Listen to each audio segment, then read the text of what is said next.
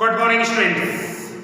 Previous video में हमने light के बारे में कुछ जाना था और कुछ पढ़ाया गया था, और अब इस वीडियो में वही जो लाइट के बारे में बताया गया था उसी में हमने बताया था कि light is travel always in a straight line, और उसी में हमें यहाँ पे प्रैक्टिकली देखना है कि लाइट जो है वो स्ट्रेट ट्रेवल करता है।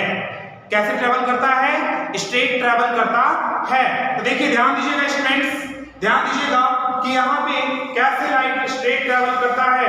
तो देखिए, ये बीम ऑफ लाइट आपको दिख रहा है, रेज दिख रहे हैं, जो कि हमें क्या दिखाते हैं कि light always travel in a straight line. Clear students? Light always travel in a straight line. Clear? Okay, तो चलिए, हमने बताया था लॉज ऑफ रिफ्लेक्शन, जिसमें first and second law of reflection बताया गया था। फर्स्ट लॉ ऑफ रिफ्लेक्शन में क्या बताया गया था? Sine i, it means angle of incidence is equal to angle of reflection. According to the first law of reflection, angle of incidence is equal to angle of reflection. Clear है? और next things, it means second law of reflection means the incident rays and the normal line and the reflected rays are lies on the same plane. Clear है? जैसे कि अगर हम लोग कोई भी प्लेन सरफेस लेते हैं, अगर लाइट हमारा उससे टकराता है और रिफ्लेक्ट करता है तो लॉज ऑफ रिफ्लेक्शन फॉलो करेगा। जैसे ये रेज ऑफ लाइट से हमारे जो जा रहे हैं, तो जो पॉइंट सोर्स ऑफ लाइट है, source of light it means laser light, ये सोर्स ऑफ लाइट है, तो जो सोर्स ऑफ लाइट से जो रेज ओरिजिनेट होता है उस रेज को कहते हैं इंसिडेंट रेज, और जो सरफेस से टकरा के वापस जाता है उस रेज को हम कहते हैं रिफ्लेक्टेड रेज। और इनके बीच में एक इमेजिनरी लाइन हम लोग लेते हैं जिसे कहते हैं नॉर्मल लाइन। तो इन्हीं के बीच में हमारा फॉलो करता है first and second law of reflection, जिसमें क्या होता है? फर्स्ट लॉ ऑफ रिफ्लेक्शन में क्या? Angle of incidence, it means the angle form in between normal line and the incident raise. It means incident raise और normal line के बीच में, जैसे अगर ये हमारा प्लेन सरफेस, हमने ये बताया कि ये प्लेन मिरर है, तो इस प्लेन मिरर ये हमारा सरफेस हो गया, और इस सरफेस से ये हो गया हमारा incident raise. It means source of light से जो रेज ओरिजिनेट होता है वो होता है incident raise. It means source of light ये हो गया, यहां से ये रेज ओरिजिनेट हुआ और इस प्लेन सरफेस पे टकराया, तो ये रेज क्या होगा? हमारा इंसिडेंट रेज। और प्लेन सरफेस से टकरा के फिर वो जो वापस आएगा वो आपका क्या होगा? Reflected raise. Clear student?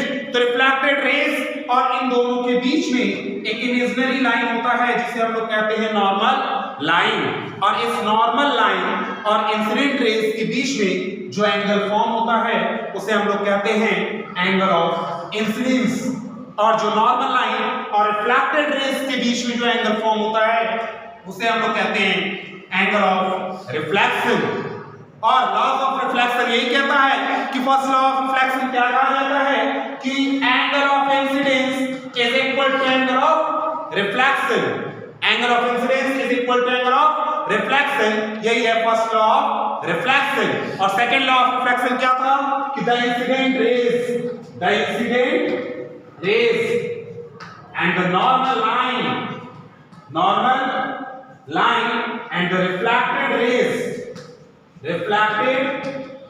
rays are lies on the same plane। तो ये सेकेंड लॉ ऑफ रिफ्लेक्शन क्या कहता है कि तीनों जो हैं, यानी कि इंसिडेंट रेज, नॉर्मल लाइन और रिफ्लेक्टेड रेज, ये हमारे कहीं प्लेन पे लाई करते हैं। Clear students? तो ये तो हमने लॉज ऑफ रिफ्लेक्शन के बारे में बताया था और उसी को एक्सप्लेन किया गया। अब इसके बाद हमारा क्या है कि जैसे मल्टीपल रिफ्लेक्शन होता है, मल्टीपल रिफ्लेक्शन कैसे होता है कि जैसे दो या दो से ज्यादा हम प्लेन मिरर को ले लेते हैं, दो या दो से ज्यादा प्लेन मिरर को ले लेते हैं, तो उन प्लेन मिरर्स के बीच में मल्टीपल रिफ्लेक्शन होता है। तो मल्टीपल रिफ्लेक्शन में हम कैसे निकालेंगे कि कितने इमेजेस फॉर्म होंगे? जैसे ये हमारा प्लेन हो गया, जो दो प्लेन मिरर हैं और ये दो प्लेन मिरर के बीच में यहाँ पे मल्टीपल रिफ्लेक्शन होगा। मल्टीपल रिफ्लेक्शन मींस उस मिरर से रेज गया, उस मिरर से टकरा के फिर इस मिरर पे हमारा आया, इस मिरर से टकरा के फिर उस मिरर पे गया, तो ये क्या है? Multiple reflection. अब इनके बीच में मल्टीपल रिफ्लेक्शन होगा तो मल्टीपल इमेजेस भी फॉर्म होंगे, तो मल्टीपल इमेजेस फॉर्म होंगे तो वही नंबर ऑफ इमेजेस को हम कैसे निकालेंगे, तो कैसे पता करेंगे? ऐसे तो आप अगर जाते हैं पार्लर वगैरह में या फिर आप ज्वेलरी के शॉप पे जाते हैं तो वहां पे कई ढेर सारे आपको प्लेन मिरर लगे हुए दिखाई देते हैं जिनमें मल्टीपल रिफ्लेक्शन होता है, जिसकी वजह से एक लाइट अगर जलता है तो उसमें हमें कई ढेर सारे लाइट दिखते हैं। तो उनको हम लोग नंबर ऑफ इमेजेस को कैसे फाइंड करेंगे, उसके लिए हमारा एक फॉर्मूला है, याद रखिएगा कि number of images formed in a plane formed in a multiple reflection. तो कैसे निकालेंगे, याद रखिएगा students, 360 upon Q minus 1, 360 upon Q minus 1। अब यहाँ पे क्यू क्या है, तो क्यू को पहले हम देख लेते हैं क्या है कि जैसे अगर दो प्लेन मिरर है, एक ये प्लेन मिरर है और इस प्लेन मिरर से ये दूसरा प्लेन मिरर, तो इन दोनों प्लेन मिरर के बीच में जो एंगल बन रहा है, इन दोनों प्लेन मिरर के बीच में जो एंगल बन रहा है उसी एंगल को हम लोग कहते हैं क्यू।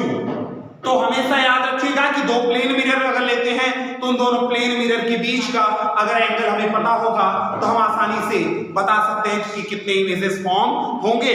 जैसे इन दोनों मिरर के बीच में कितना डिग्री का एंगल बन रहा है, 90 डिग्री का एंगल, और 90 डिग्री का एंगल बन रहा है तो हम यहाँ पे फाइंड कर सकते हैं कितने इमेजेस फॉर्म होंगे। कि अगर यहाँ पे कोई ऑब्जेक्ट है, ये ऑब्जेक्ट ए बी, तो इस ऑब्जेक्ट कितने इमेजेस फॉर्म होंगे इस ऑब्जेक्ट के, तो उसको निकालने के लिए हम तुरंत लगाएंगे 360 upon Q.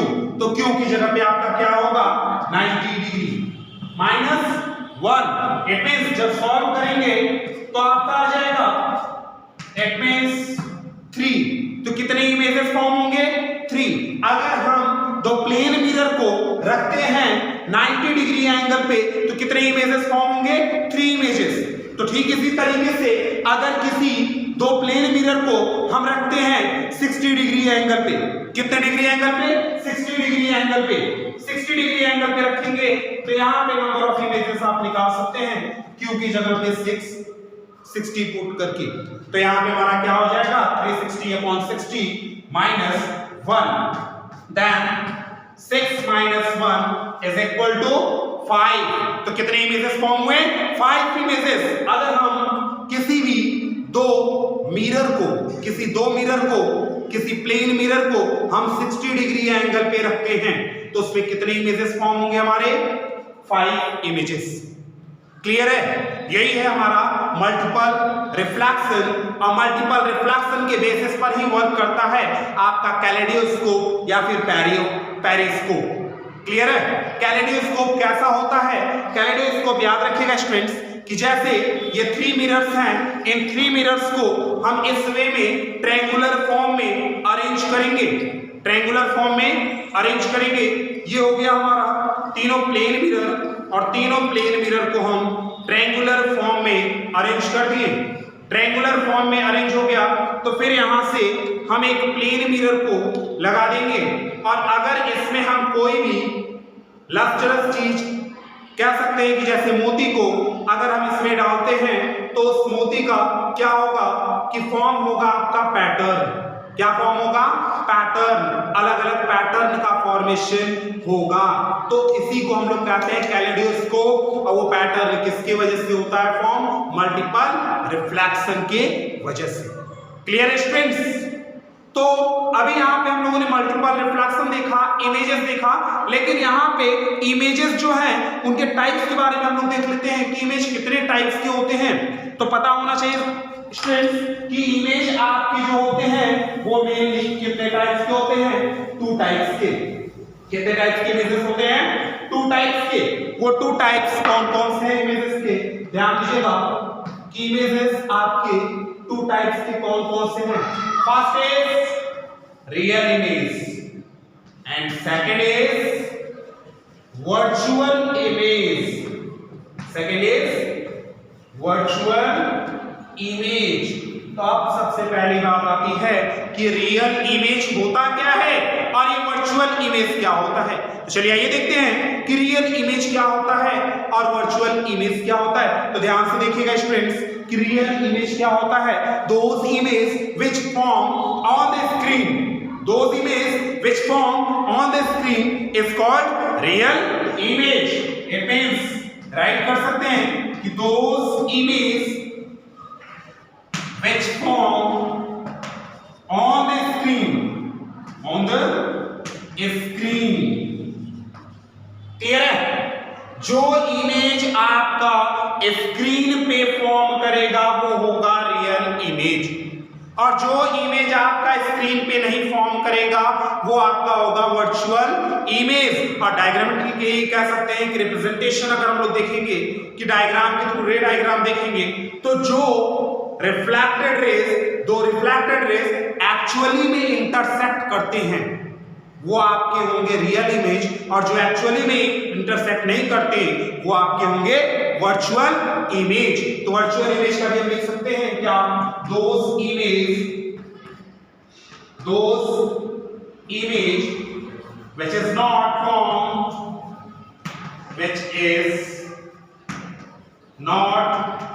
formed on the screen। Clear students? तो याद रखिएगा यहां पे हमने देखा टाइप्स ऑफ इमेजेस। अगर हम लोग जैसे मिरर के सामने खड़े हो जाते हैं तो मिरर के सामने खड़े होते हैं, जैसे ये प्लेन मिरर है तो इसमें जो हमारा इमेज बन रहा है वो क्या बन रहा है, मिरर के अंदर बन रहा है, स्क्रीन पे नहीं बन रहा है। तो कैसा इमेज होगा, वर्चुअल इमेज। वही आपका जो आप देखते हैं, टेलीविजन देखते हैं या सिनेमा हॉल वगैरह में जाते हैं तो जो एक्टर्स की आपको देखते हैं इमेज वो कैसे होते हैं, रियल इमेज। क्यों? क्योंकि वो स्क्रीन के ऊपर बनते हैं। किस पे बनते हैं, स्क्रीन के ऊपर। Clear students? तो नेक्स्ट वीडियो में हम लोग बात करेंगे क्या, अभी यहाँ पे टाइप्स ऑफ इमेज के बारे में बात किया है, नेक्स्ट वीडियो में हम लोग बात करेंगे dispersion of light. Dispersion of light मतलब कि ये जो स्काई है ये हमें ब्लू क्यों दिखता है और सनसेट और सनराइज के समय रेड क्यों दिखता है, इन्हीं के बारे में बात करेंगे। याद रखिएगा स्टूडेंट्स। थैंक यू, मिलते हैं नेक्स्ट वीडियो में।